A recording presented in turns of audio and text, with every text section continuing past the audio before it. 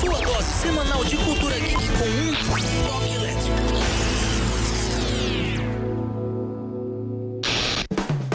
E cultura pop em geral, são 20 horas, quinta-feira aqui em São Paulo, e é hora da Formiga na Rádio. De Formiga na Rádio, né? A gente já precisa ajeitar o gênero ainda. Sua dose semanal de nerdices na Rádio Geek.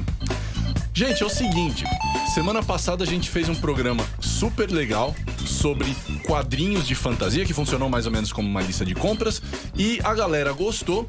Então hoje a gente vai voltar com um tema parecido, mas um pouco mais abrangente. O tema que nós vamos trabalhar hoje são autores que você precisa acompanhar, ou seja, autores que estão sendo publicados no Brasil nesse exato instante de histórias em quadrinhos e que a gente acha que vale muito a pena, que vocês vão gostar bastante de ler, caso vocês consigam pôr as suas mãozinhas neles. Eu sou o Rafael Ranieri, eu tô aqui acompanhado do meu dileto, do grandioso, essa figura imponente que vocês veem aqui ao meu lado, Daniel Fontana. É isso aí, galera. Vamos prestar atenção, papel e caneta na mão para vocês fazerem sua listinha de compras aí, que vai aumentar muito hoje, né? Sim, nossa intenção é levar vocês à falência. Pessoal, antes de nós começarmos, para vocês nos acompanharem, basta baixar o aplicativo da Rádio Geek para iOS e Android ou ouvir pelo site radiogeekbr.com.br.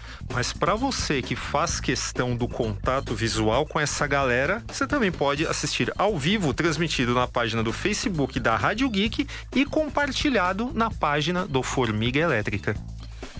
E para não nos perder de vista, não perder essa tez maravilhosa que vocês conseguem ver nesse exato instante, para manter contato visual, olho no olho com a gente, vocês também podem assistir ao vivo, transmitido na página do Facebook da Rádio Geek e compartilhada na do Formiga Elétrica.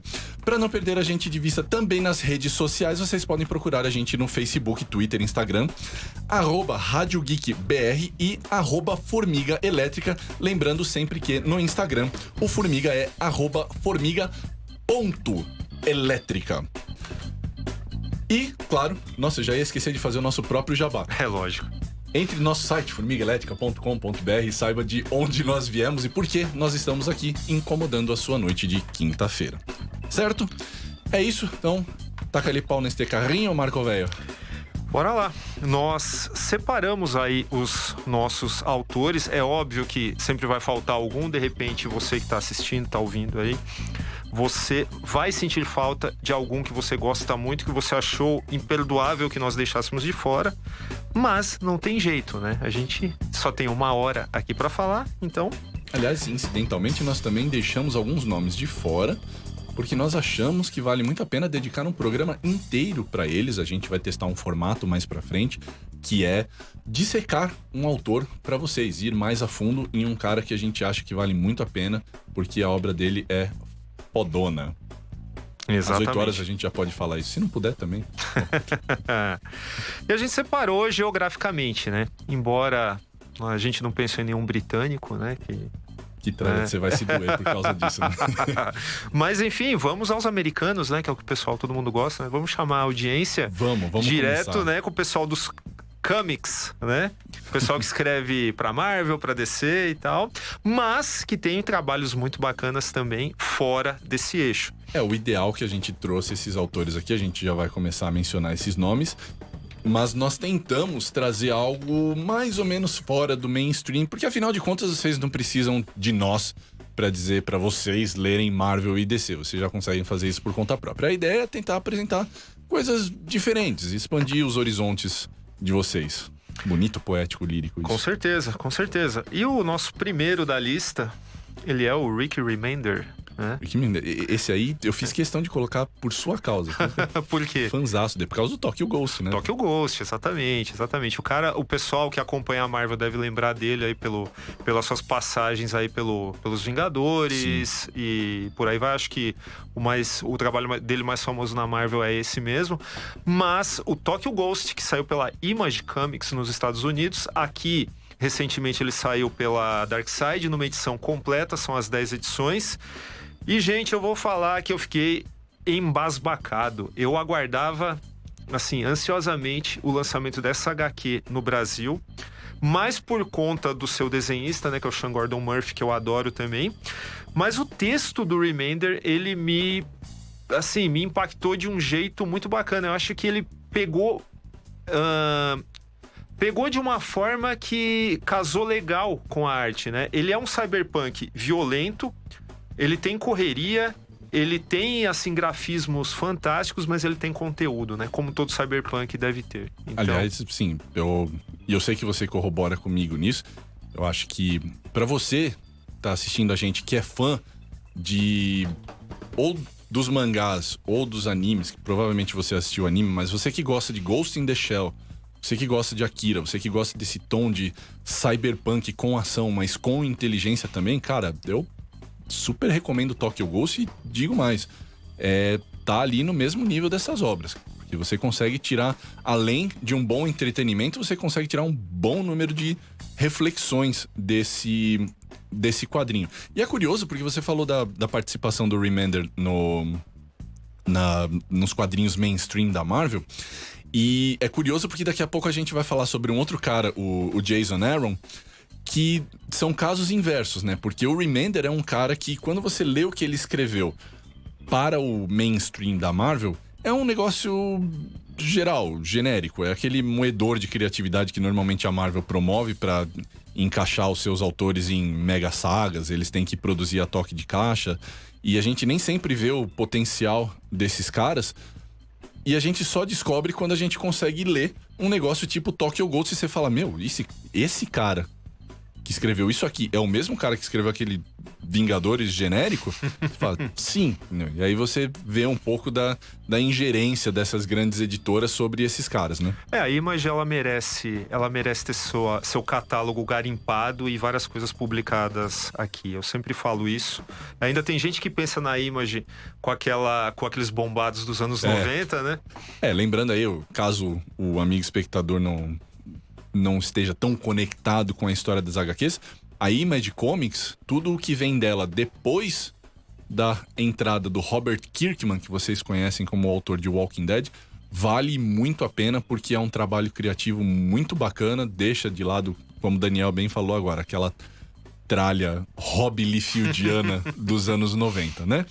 Então, a primeira dica pra vocês é o trabalho do Rick Remender, fora das editoras mainstream, fora do seu trabalho da Marvel. Procure Rick Remender. Então, acho que inclusive você tem mais alguma recomendação do Remender que você gostaria de dar? Não, ele entra aqui exclusivamente por causa do Tokyo Ghost, porque isso já faz com que qualquer coisa que ele lance posteriormente, fora do eixo Marvel e DC, já faça com que eu dê atenção, que eu vá atrás e tal. Então ele ganhou muito crédito comigo por causa de uma obra só. Diferente do nosso próximo selecionado, né? O Jason Aaron, que tem um currículo um pouco mais extenso, né? De coisas assim, com fator de impacto forte, né? E que é o inverso do caso do Remender, porque ele é um cara que conseguiu, dentro das editoras mainstream, a Marvel aqui nominalmente, criar histórias, assim, de uma qualidade tamanha que surpreende justamente por ser uma mainstream, o que eu acabei de falar, né? Normalmente essas editoras são moedores de criatividade, elas fazem exigências, assim, de uma austeridade imensa para os seus autores e matam muito da criatividade deles. Mas o Aaron conseguiu dar uma caracterização para dois personagens, inclusive, assim, medalhões, né? Que normalmente muito se fala sobre isso. Um personagem que é muito antigo, que já tem muita história, é muito difícil encontrar alguma coisa nova para apresentar sobre ele. Bom, meu amigo, do momento em que o Jason Aaron sentou o traseiro americano dele para começar a escrever sobre ninguém menos do que o Thor, personagem aí já nos seus 50 e tantos anos, o cara mostrou que ainda não só tinha muita coisa boa para contar sobre esse personagem, como talvez o melhor dele a gente ainda não tivesse visto antes que ele assumisse, né? Com certeza. E assim, o Thor é um caso. atualmente, e a gente falou isso no programa anterior sobre o Conan, né? A fase dele em Conan, o Bárbaro, porque a Espada Selvagem eu não tô nem acompanhando. Pra mim, só o Conan o Bárbaro do Jason Aaron já basta, né? Nesse universo aí de nova fase do Conan na Marvel e tal.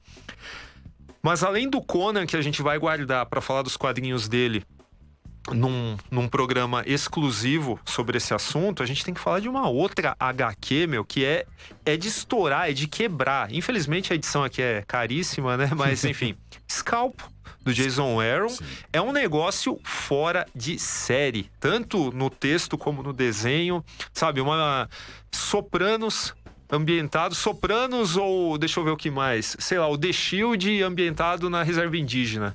Porra, cara, é uma ótima analogia, cara.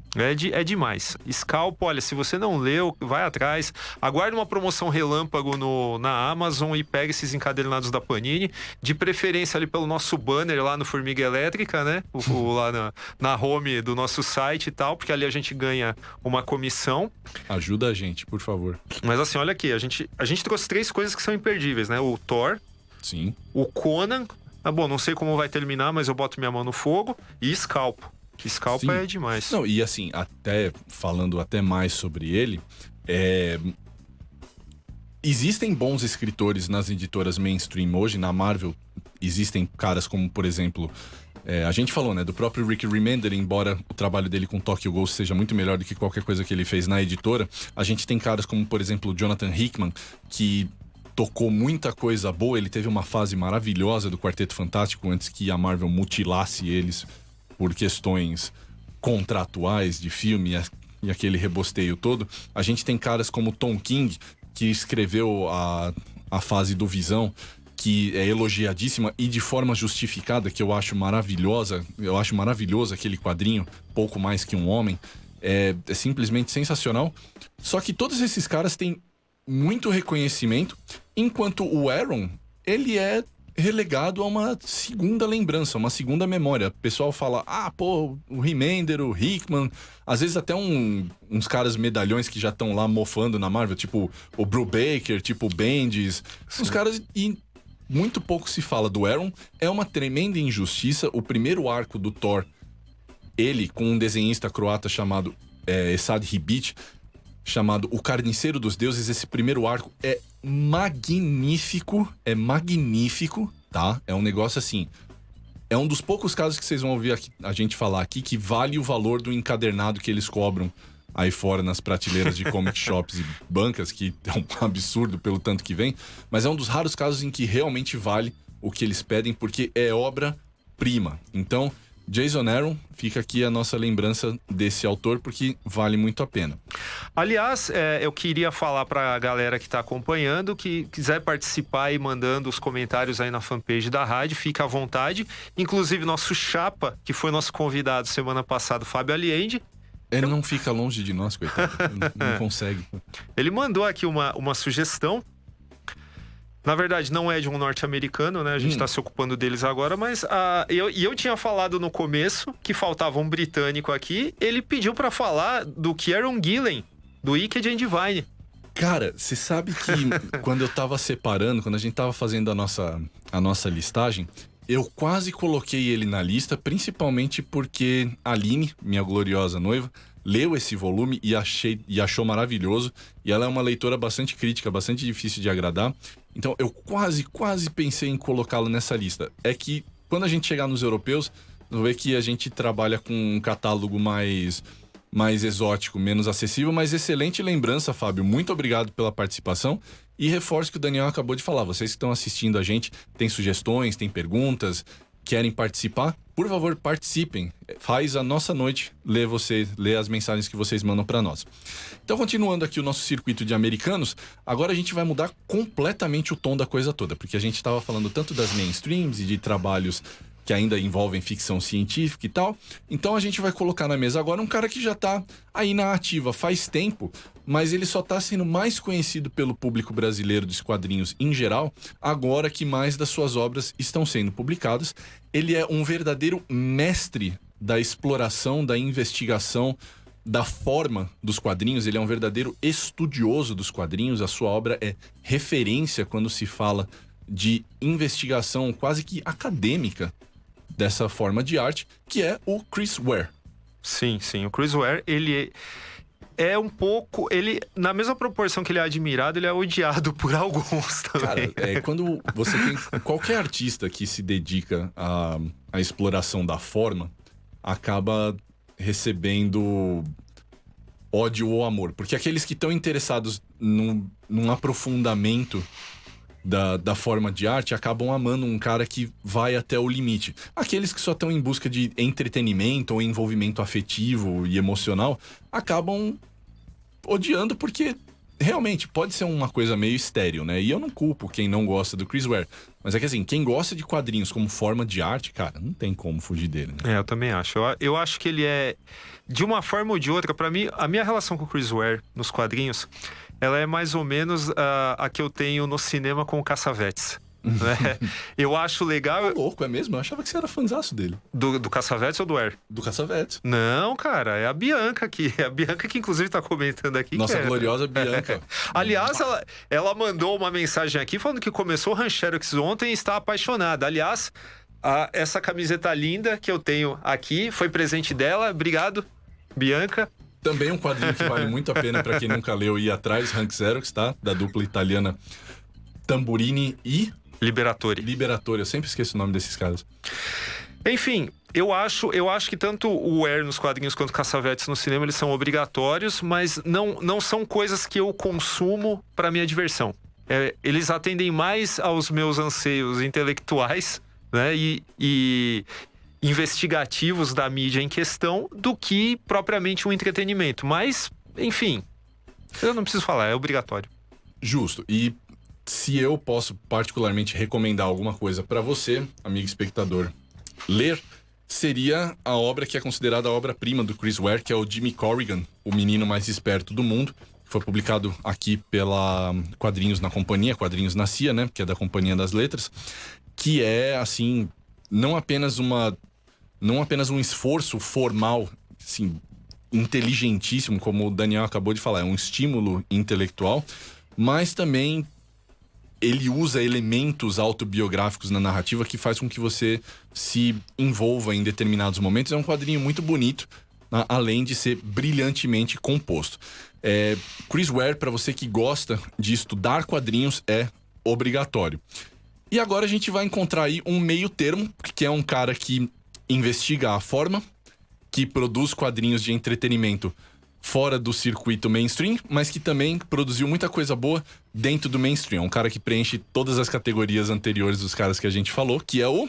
Brian K. Vaughan. Exato. Simplesmente o cara responsável por Leões de Bagdá, que nós fizemos um vídeo já há alguns anos que foi bem elogiado, né? Ficou, modéstia à parte, ficou legal pra caramba, né? Quem não conhece esse quadrinho deve dar uma olhada no nosso canal pra ver o que a gente tinha pra falar, né?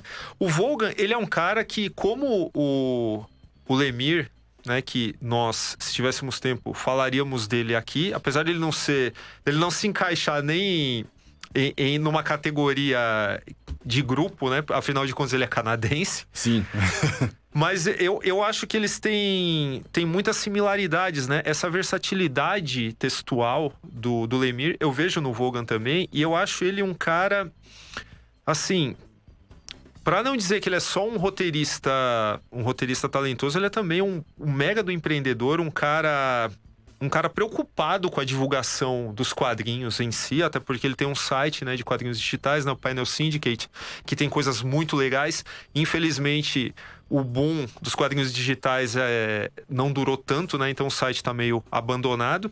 Mas o Vaughan, ele tem uma outra série. Além do Leões de Bagdá, que é uma história fechada, ele tem uma outra série que eu adoro, que é o Ex Machina. E atualmente a Devir publica o Saga, que também é muito legal, né? Tem uma desenhista fantástica, né? Que é a Fiona Staples. Sim. Aliás, você falou do Vaughan, inclusive eu fiz questão de passar a bola pra você, porque a gente falou, né? Ele é um investigador da forma. Eu sei que você é um puta entusiasta do esforço dele de tentar entender os quadrinhos para uma mídia digital, né? Ele não simplesmente produzia quadrinhos e digitalizava. Não, ele pensava na forma mesmo, né? Propriamente dito. Sim, o formato retrato era voltado para paisagem, justamente para você poder ver no monitor, na tela de um tablet ou na sua Smart TV, sei lá. Isso muda todo o pensamento, né, narrativo de quem tá escrevendo a história e quem tá desenhando também, né? Exato.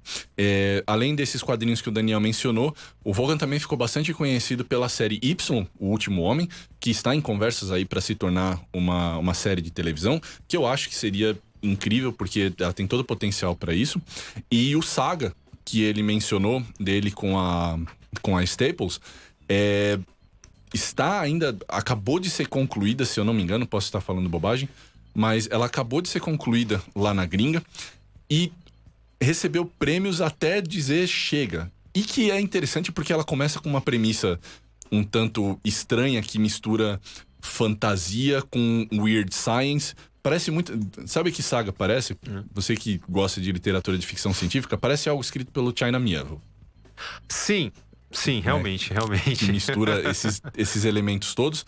E foi, assim, até onde eu consegui ler, eu ainda não li a conclusão, porque ainda não chegou até nós, mas é simplesmente incrível. Então você que está vendo isso ser publicado agora, o Saga, aproveita para ler desde o começo, porque vale muito a pena. Isso encerra o nosso run de americanos, certo? Isso, sim. Só alguns comentários aqui que chegaram da Aline Leão, que você deve conhecer bem, né?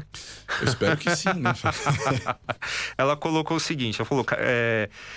Carniceiro dos Deuses é realmente lindo, preciso muito terminar de ler. E depois ela colocou aqui, quadrinhos digitais deveriam voltar, facilitaria algumas coisas. Eles não precisam voltar porque eles nunca sumiram de fato, né? São os esforços que diminuíram, né? Mas... Eles precisam ser expandidos. Entra no Panel Syndicate que você baixa de graça. Vários quadrinhos digitais bacanas ali. Muitas séries completas já.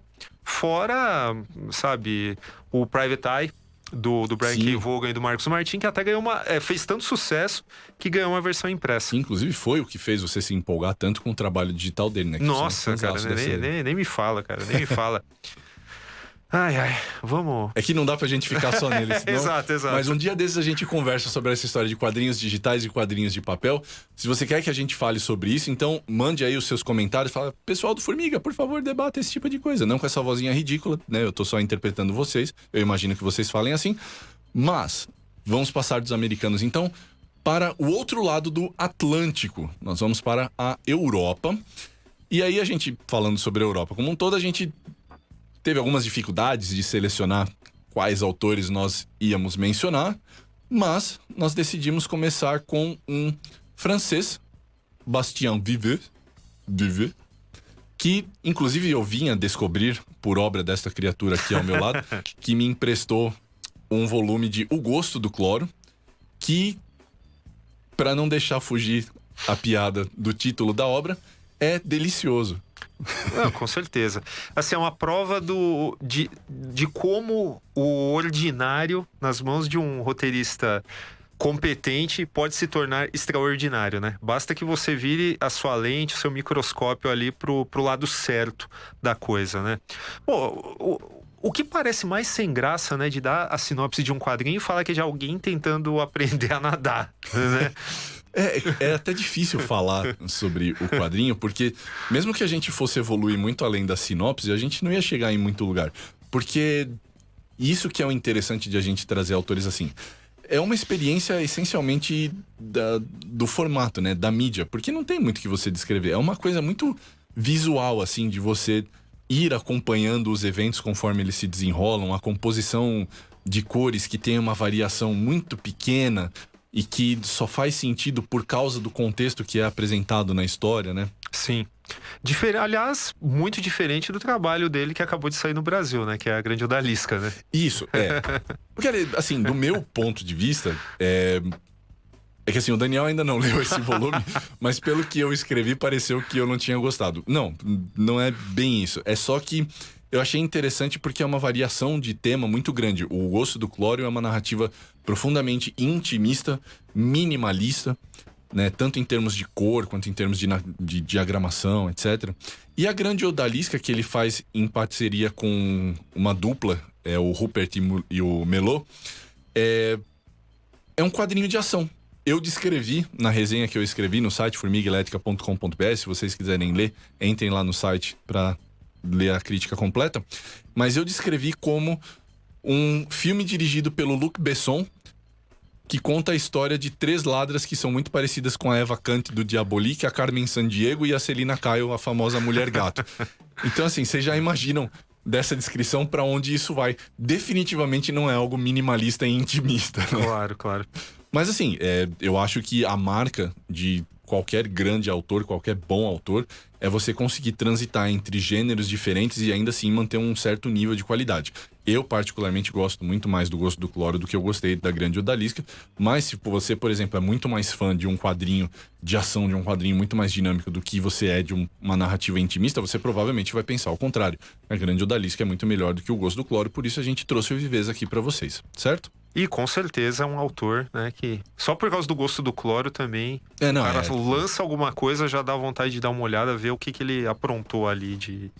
Aprontou. Quando a gente fala aprontou, parece que ele fez um negócio mega estardalhaço e tal, mas não, é a via inversa, né? Mas, enfim. O Fábio pediu um outro europeu aqui, cara. Que europeu? Que assim, que a gente não tinha nem pensado. E que também tá bem longe de ser como é que fala? Um debutante, né? Um cara, assim, um cara que precisa ser descoberto, porque ele já foi descoberto, né? Ele já é consagrado. Giancarlo Berardi. Porra, legal, cara. Bem lembrado. Eu tenho que confessar que eu não pensei nele. Ele teve alguma coisa lançada recentemente aqui? Não, a Júlia continua saindo, né? Não, continua saindo, mas imaginei alguma coisa. É porque assim, como a gente disse, né? A gente se focou em trazer autores que estão sendo publicados, estão trazendo volumes diferentes, e com exceção do Jason Aaron, todos eles são caras que publicaram um volume de alguma coisa, né? Nada de continuidade, né? Mas tremenda lembrança, Fábio. Muito obrigado. E, por favor, cite mais nomes. A gente faz questão de trazê-los aqui pro pessoal, porque são tremendas referências, né? E só fazendo um comentário, aproveitando que ele citou Berardi, eu nem ia lembrar disso, mas já que falou, né? Ken Parker, meu caro. Ken Parker. Sim. É simplesmente o melhor quadrinho de western que eu já li, né? De longe. Eu não sou muito fã de Tex, podem me jogar pedras e tal, mas eu adoro Ken Parker. Adoro. É engraçado porque o Fábio, quando esteve aqui conosco na semana passada, ele nos deixou claro que ele era fãzaço de Bonelli, né? Então a gente devia ter previsto que ele ia citar. Mas não se preocupe, porque tem um italiano nessa lista também, viu, Fábio? Que é o Gipe, que teve Terra dos Filhos publicado aqui pela Veneta e já está em conversação para que outras das suas obras sejam publicadas aqui no Brasil. Eu sei que o Daniel não se surpreendeu tanto assim com Terra dos Filhos. Faça uma crítica rápida. Cara, eu achei que o Terra dos Filhos, ele é a estrada do Cormac McCarthy, só que sem ser tão bom, sem ser tão bem desenvolvido. Eu não consegui entrar muito, além das coisas óbvias, né? Aquelas pessoas vivendo numa situação extrema por conta de um desastre ambiental que você não precisa saber direito o que foi, você só precisa entrar lá quando já tá todo mundo ferrado, né? Fora isso, eu não consegui imergir na história. Eu achei ele muito derivativo de outras coisas que eu já tinha visto. E acho a arte interessante, não vou negar, mas fora isso, achei que ele não foi muito bem sucedido, não, cara. Me surpreendeu a quantidade de prêmios e o tanto de pessoas que me recomendaram. Não, legal. É bom, assim, a gente falar dessas coisas, porque às vezes a gente vai discordar e vocês precisam saber das nossas opiniões, que às vezes divergem um pouquinho, mas a gente sempre se acerta aqui do lado de fora. Por que eu gostei do Terra dos Filhos? Porque esse tema de ecodistopia me é muito caro, até na literatura de ficção científica, porque eu acho que é um dos temas mais atuais, cujas metáforas e alegorias podem causar mais impacto no leitor. E foi exatamente isso que aconteceu comigo quando eu tava lendo Terra dos Filhos. É uma narrativa que é longa, assim, é um quadrinho bastante longo, né? E pra mim isso ajudou bastante a imergir nesse mundo, a sentir um pouco da aridez. Ele é um quadrinho meio árido de ser lido, mas eu não consigo deixar de ver isso como algo intencional, tá? Porque é necessário transmitir esse desespero dessa forma. E eu acho que o Gipe ele foi muito bem sucedido nisso. Além do Terra dos Filhos, ele está publicando quadrinhos ainda, ele é um autor extremamente prolífico.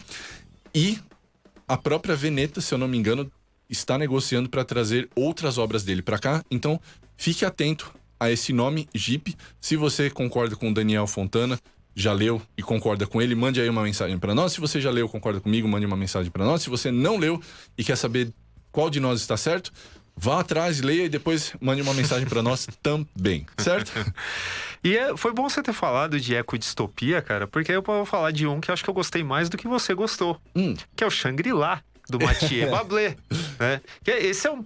Cara, essa é uma puta de uma HQ, cara. Eu me surpreendi de você ter dado uma nota tão baixa pra ela, cara. Foi uma nota incrivelmente baixa, vai. Foi 3,5 de 5. Não, então, mas cara, aquilo merecia no mínimo um 4, cara.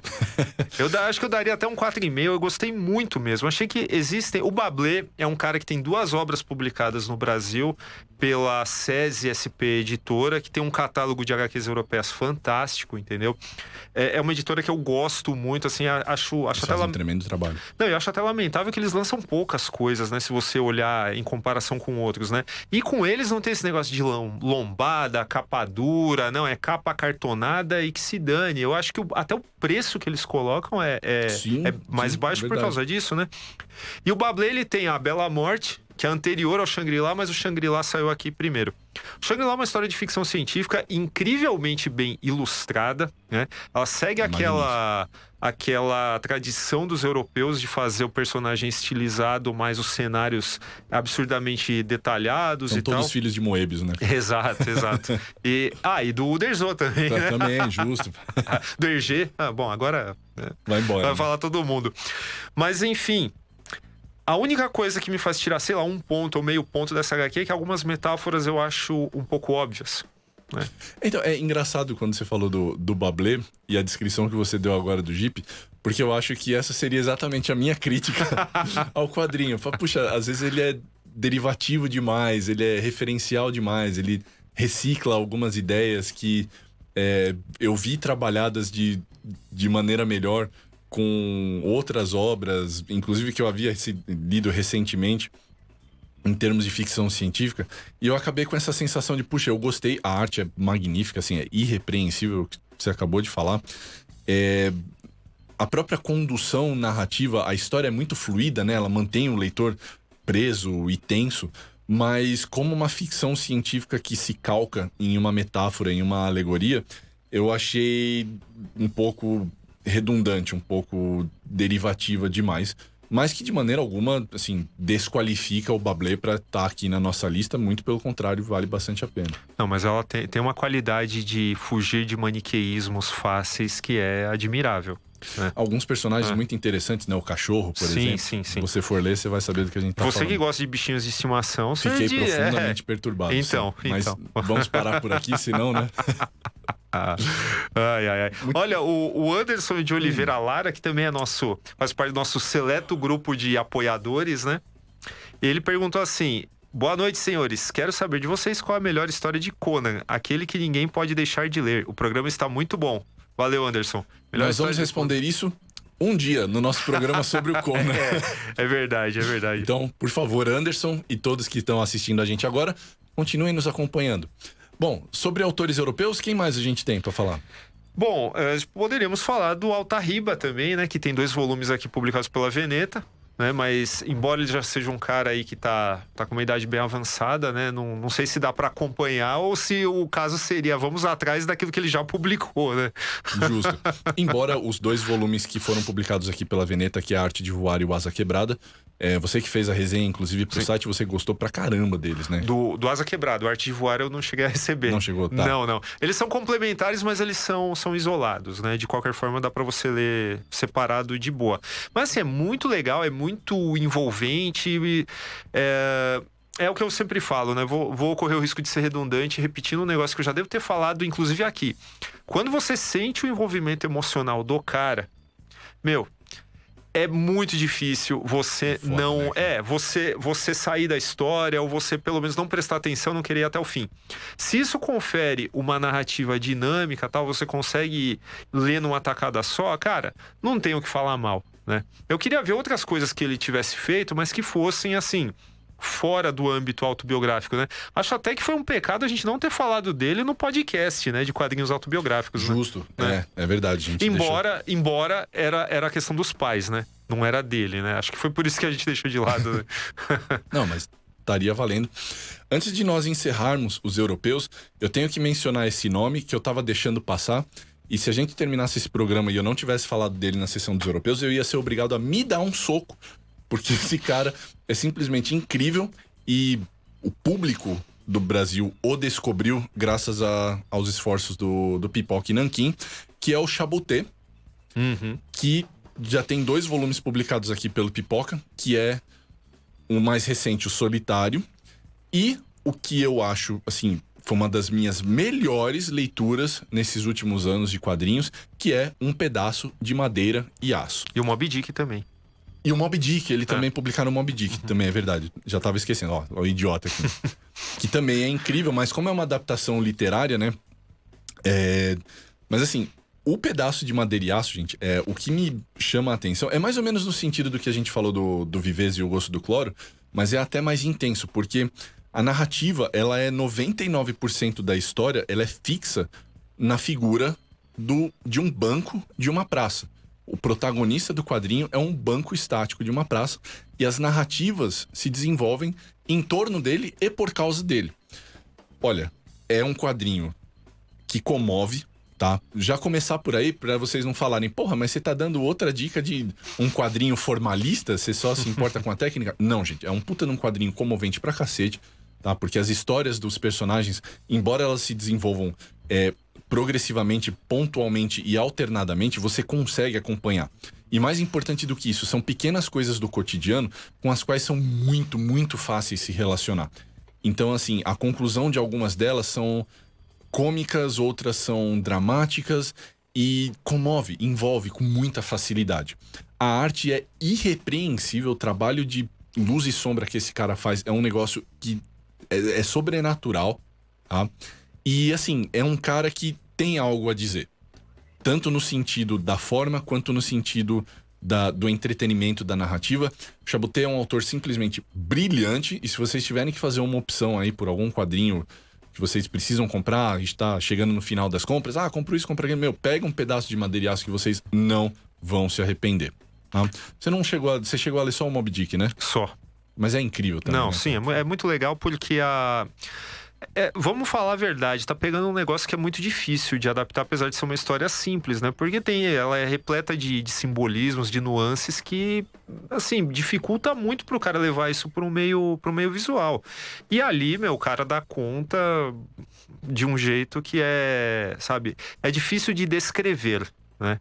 Mas quem lê o Moby Dick, ou pelo menos sabe algo, sabe o que é um Capitão Ahab, né? Eu acho que não tem como se decepcionar, né? Talvez fale, o romance é melhor, mas até aí quem é que esperava algo diferente, né? Justo, né? Aliás, a gente vai falar falou do Pipoca, falou do Chabutê, tem que falar do Druillet também, cara. Porque se sair mais coisa do Druillet no Brasil, todo mundo tem que comprar. Porque esse cara é simplesmente um dos grandes gênios, né? Ao lado de Moebius e por aí vai. Que, inclusive, tem o mérito de ter ilustrado a primeira adaptação de Eric, né? Que hoje sumiu do mundo, né? Quer dizer, não sumiu, né? É vendido a peso de ouro porque não foi republicado. Mas eu consegui juntar os scans de todas as páginas e salvar num CBR, cara. Você é um homem obcecado, né? Mas o que ele falou, eu chancelo, tá? Druillet, embora o Lone Sloane, que é o trabalho que ele tá falando que o Pipoca publicou aqui, seja dos anos 60, 70... Então, assim, já vai um tempinho aí, mas ele foi compilado pela primeira vez com essa qualidade só agora por essa editora. E, assim, é um cara necessário. Se você gosta de quadrinhos de ficção científica, se você gosta de quadrinhos europeus, se você gosta de quadrinhos, ponto, você precisa conhecer o Philippe Druillet, que é simplesmente um dos artistas mais importantes e mais brilhantes que já passaram por essa forma de arte. Se você quiser conhecer mais sobre a história dele, além de ler o quadrinho dele, eu escrevi um artigo imenso. Se você sofre de insônia também, ele é altamente recomendado. Eu escrevi um artigo imenso para o site Formiga Elétrica, então entre lá no site Formiga Elétrica, joga lá Philippe Druillet, vocês vão encontrar esse meu artigo em que eu disseco a carreira dele. Tá? Então, vamos fechar os europeus e ir para a última grande escola que vale a pena a gente conhecer alguns autores. E agora, se a gente atravessou o Atlântico, a gente vai atravessar o resto do mundo ir pra Terra do Sol Nascente, os mangás, que autores de mangás valem a pena ser lidos. Então eu vou deixar o Daniel começar, porque eu sei que tem um cara que ele leu mais e quem ele é muito fã. Quem? O Inyo Asano ou o Inyo Junji Ito? Asano. Ah, tá. Os dois, né, na verdade. Não, eu vou começar pelo Junji Ito, então, porque eu acho então que eu prefiro, vai. Junji Ito. Junji Ito, que inclusive nós falamos, né, no canal sobre o Fragmentos do Horror, que é um autor de histórias de terror. A Devir publicou a Darkside publicou Fragmentos do Horror, a Devir publicou o Uzumaki, exatamente. O Ito, ele tem a particularidade de trabalhar com horror. Bom, pra quem conhece o terror japonês, se já teve a oportunidade de assistir alguns filmes, né, desse segmento, sabe que os caras, eles têm uma visão bastante distinta, né? Muito distinta, né? Às vezes o que assusta os caras, pra nós assusta, mas por outra via, né? Você fica tão horrorizado com aquilo. Eu acho que o horror dos caras, ele tá muito próximo de uma escatologia cronenbergiana. E o Ito, ele é um cara que ele traz isso... Não, parece que ele nem coloca isso nas páginas. Parece que ele incorpora uma entidade para colocar essas bizarrices nas páginas, né? E sem falar que ele traz uma característica assim que vários autores de terror, sabe, em qualquer mídia, aspiram hoje em dia, né? Que é poder falar que lembra Lovecraft, né? Assim, e ele nunca mirou isso, né? Porque, aliás, é até um negócio assim que a gente vai evitar falar aqui, do tipo, apesar de que você citou o Cronenberg, se aplica, mas é muito difícil a gente comparar o tipo de horror que o Ito faz com qualquer coisa que a gente vê no Ocidente, porque é algo muito, muito particular da maneira como eles veem o terror, principalmente porque eles têm uma expressão, eles têm um nome técnico pro tipo de coisa que o Ito faz, que é o Guro, que é uma niponização do grotesco, né, do grotesco, que, cara, não tem maneira melhor de descrever isso, porque é uma mistura de gore com surrealismo, mas ao mesmo tempo é um surrealismo hiperrealista, né? Porque os desenhos são perturbadoramente precisos nas suas representações. Então, assim, o Ito é um cara que você precisa ler se você tá com uma caixinha de Prozac do lado, porque é difícil chegar até o fim das representações dele, principalmente pra quem emerge demais nas histórias, né? Que a gente consegue lidar numa boa com o terror, principalmente quando é um terror, assim, escrito, desenhado, que cria, né, um pouco dessa barreira, mas o Ito, ele tem essa capacidade de sugar o seu leitor pela narrativa, que é muito raro com quadrinistas de horror, né? Não, com certeza, com certeza. Pro próximo agora? O Asano? Beleza. Cara, o Inyo Asano tá publicando nesse exato instante... O Inyo Asano não, né? A JBC, editora JBC, está publicando nesse exato instante a série... Eu acho que eles já concluíram a série Boa Noite Pum Pum, que é... Cara, assim, se você tá na fossa e você acha que você já chegou no fundo do poço, leia Boa Noite Pum Pum, que é praticamente uma furadeira para você afundar ainda mais nesse poço e dali não sair mais. Porque, olha, eu tô pra ver um cara que... Japonês é mestre em tristeza, né? É mestre em desgraça.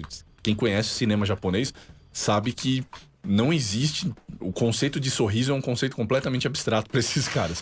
Mas o Asano e o Boa Noite Pum Pum é um outro nível de desgraça, mas vale muito a pena ler, porque o cara é um narrador irrepreensível, os desenhos dele são simplesmente brilhantes e... É um autor que tá, assim, no auge da sua forma, e a gente tá tendo o privilégio, graças à editora JBC, de ver algumas das suas melhores obras sendo publicadas aqui no Brasil, não apenas Boa Noite Pum Pum, mas também o Nijigahara Holograph, que é uma narrativa surrealista belíssima, tá? Que, pra quem quiser saber mais sobre a minha opinião particular, também tem resenha dele no Formiga, que eu pude escrever, assim, pra gente não se estender demais. Mas é assim, é um cara que sabe usar... A alegoria que eu faria é o seguinte: o trabalho do Asano com o Nijigahara Holograph é como se fosse uma animação do estúdio Ghibli para adultos, com temáticas adultas. Porque ele abusa do surrealismo, ele abusa do realismo fantástico, sem deixar a peteca das metáforas e das alegorias que a narrativa quer transmitir cair. Mas eu achava que o Estúdio Ghibli já era assim, cara, sem você precisar fazer essa observação. Não, é que o Estúdio Ghibli trabalha de forma mais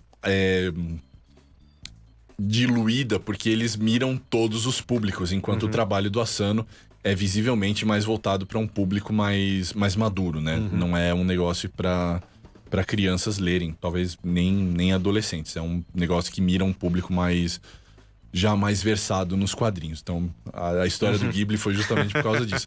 Mas é irrepreensível. Tem a Cidade da Luz também, que a Panini lançou Verdade. há alguns anos, tal. Foi o único quadrinho dele que eu peguei para fazer uma resenha, inclusive.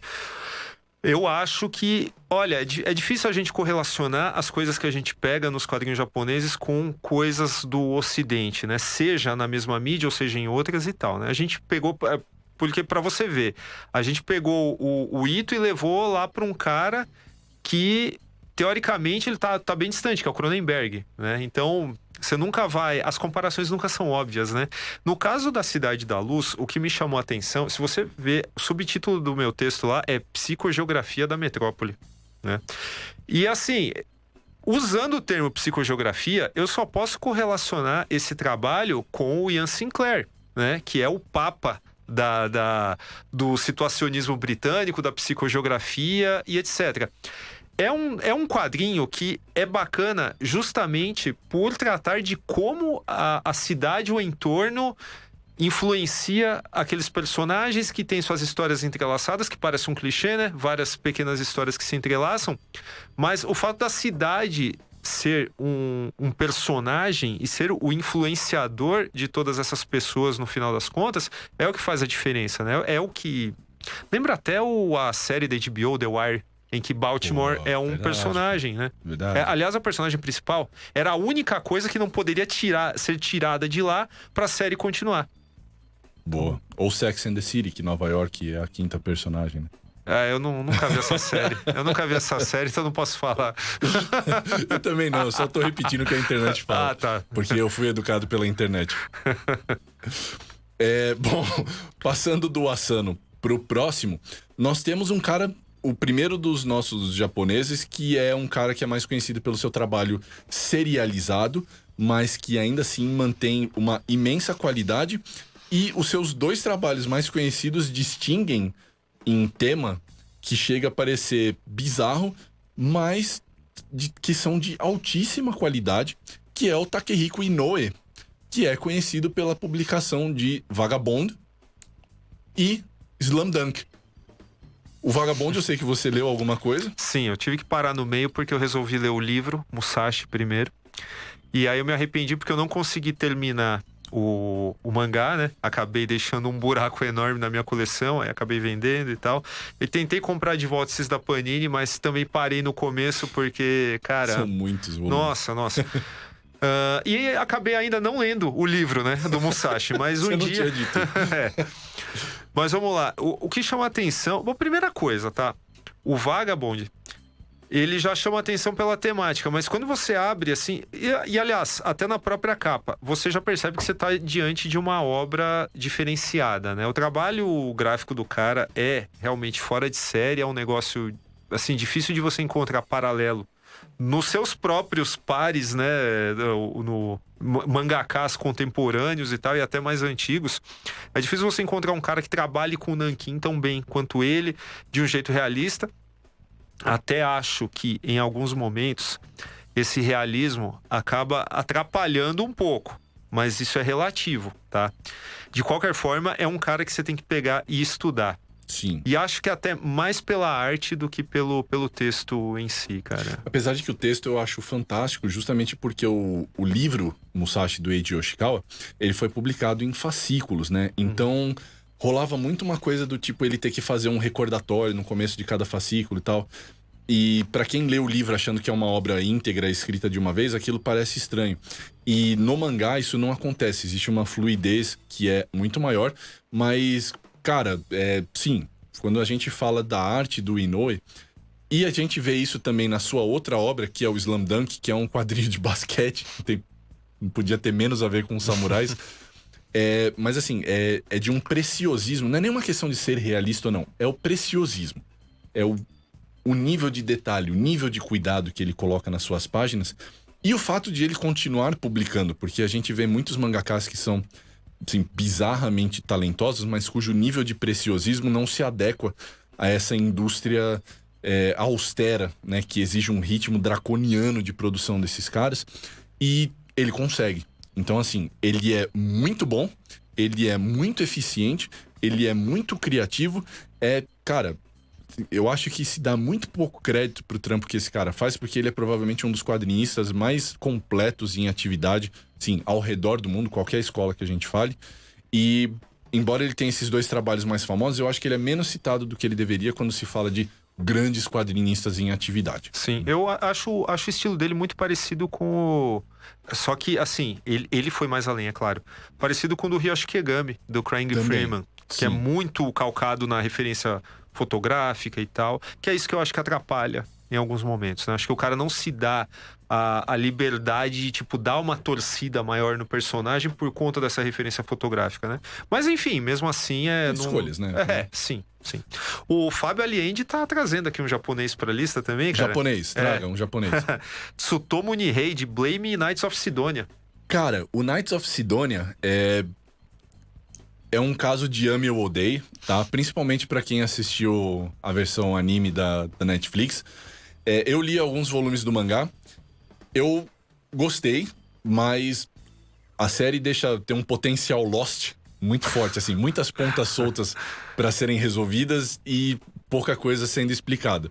Até aqui ela é bastante interessante, é uma boa menção, mas eu não vou colocar minha mão no fogo por ela. Tá?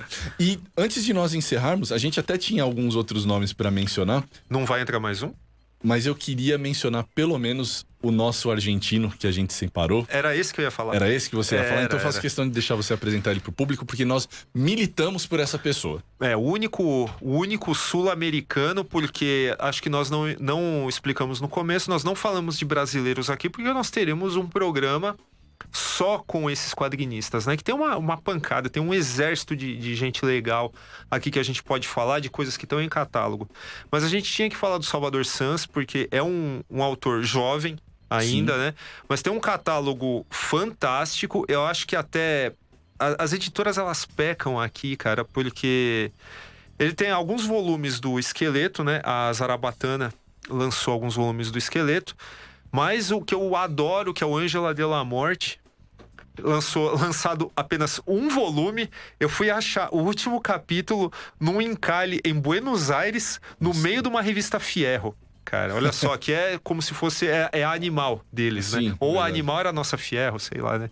Mas enfim, o Ângela de la Morte é uma ficção científica cabeçuda, mas absolutamente bem ilustrada. O Sanz, ele tem um trabalho de textura, nossa, que é fora de série, sim, e ele é um cara também que, assim, ele tá pau a pau, assim, no domínio do terror, né, de fazer criaturas bizarras, ele tá no mesmo naipe do Junji Ito, facilmente. Sim. Quando, não sei se você vai lembrar, mas quando nós fomos na exposição de quadrinhos lá no MIS, tinha alguns originais do Sanz. E eu sempre achei bacana, assim, muito antes de ter chegado perto de um original do cara, eu sempre achei bacana a profundidade que ele era capaz de dar para suas páginas, para alguns painéis e tal. E lá a gente pôde ver que existem alguns truques que o cara usa, assim, mas truques que não são digitais, eles são na mão mesmo, né? Que ele coloca mais ou menos uma camada a mais de papel quando tem alguma coisa em primeiro plano, então acaba fazendo aquele efeito de... uma tridimensionalidade, né? Uma profundidade, exato, nos quadros, cara. Exato, e feito de uma maneira artesanal. O cara depois só joga uma corzinha básica ali e tal, porque ele às vezes faz um nanquim aquarelado, mas ele é um cara para se acompanhar de fato, né? Inclusive a Script tá para lançar uma adaptação de Lovecraft dele, né? Logo mais... Sim, acho que nós já recebemos o release do Douglas da Script, né? Grande Douglas. Por sinal, faz o Fuzue Nerd em São Paulo, tá? Tem um pra rolar em março, fique de olho. Nós estaremos lá. Mas sobre o Salvador Sanz, só pra concluir, cara, que você falou sobre o rolê do horror dele e da ficção científica que ele trabalha no Ângela de la Morte, é algo que você vê muito pouca referência. Assim, além de tudo, além da questão da narrativa bem escrita, da arte que é fora de série, ainda existe ali uma originalidade, uma criatividade, um certo frescor que eu não sei dizer se é porque a escola argentina de quadrinhos tão tradicional, né, que remonta até lá Osterheld, seu Eternauta, não chega a nós tanto quanto deveria. Porque, afinal de contas, se a gente tinha um cara como Salvador Santos debaixo do nosso nariz esse tempo todo... Aliás, ainda está debaixo do nosso nariz, né? Porque, inclusive, nós temos no canal lá do YouTube do Formiga um programa dedicado ao Ângela de la Morte. O primeiro volume, pelo menos. O primeiro volume, pelo menos. E mesmo o nosso programa não é tão visto assim. Porque as pessoas realmente não tiveram muito contato com esse quadrinho. O que é um verdadeiro crime. Crime inafiançável. Conheçam Salvador Santos, por favor. Realmente, e o resto da escola argentina, que é... Assim, tem grandes clássicos, além do Eternauta, pra se dar uma olhada. O Ítalo argentino, Hugo Pratt, né, cara? Sim, pelo amor de Deus. Tem muita coisa, cara. Bom, o que mais? O que mais que nós temos aqui? É isso? Acabou a lista? Deu nosso horário, cara. Opa, a gente não cala a boca. Pô, fazer o quê, né? Vai segurar o pessoal. E é quinta-feira ainda, velho. Não é sábado amanhã que o pessoal pode ficar até as 10 horas dormindo, cara. Mas você sempre pode assistir depois, né? Por favor. Aplicativo, tá aqui na fanpage e tal. Tem todos esses macetes aí pra você não deixar a gente sair da sua vida. Porque se você também perdeu alguma coisa da nossa listinha enquanto você assistia a gente falando um monte de churume, é só voltar, assistir, pega lá o seu papel e caneta. Pô, os caras falaram disso. Você pegar todos esses quadrinhos, você provavelmente vai à falência com isso, mas depois você diz pra nós se valeu a pena ou não. É isso? Muito bem. Então a gente vai fazer a gente vai dar aqueles recadinhos. Por favor, divulgue seu curso de novo. Não, agora as inscrições já estão encerradas. Já estão encerradas? Não tem um sucesso, né, cara? O que vai fazer? O cara é pop. Encheu... onde vai ser mesmo? No Pacaembu? 25 mil lugares? Não, Casa Laranja em São Paulo, no bairro do Sumaré. Tá, um pouco menos de lugares, então. Mas, então, sem jabazinho pra nós. A gente ainda precisa do papel aqui, mas eu gostaria de agradecer, antes de nós encerrarmos, ao nosso querido técnico, Gabriel. Faz alguma coisa, Gabriel? Agora ele fez, tá? A gente gosta de pegar os caras de surpresa aqui. Agradecer também ao meu querido parceiro aqui, Daniel Fontana, tá? Ponta firmíssima. Eu, Rafael Ranieri, se vocês quiserem encontrar a gente no Facebook, essa tralha toda, tem lá a página, etc, etc. É isso. Esse foi o Formiga na Rádio. Todas as quintas-feiras, às 20 horas, ao vivo. E como nós acabamos de frisar, você sempre pode ouvir ou assistir depois. Mas, ao vivo, é mais gostoso. Sempre. É mais gostoso. É isso. Formiga Elétrica aqui na Rádio Geek. Apaixonados pelo que fazem. Eu tinha que errar no final, né? E este foi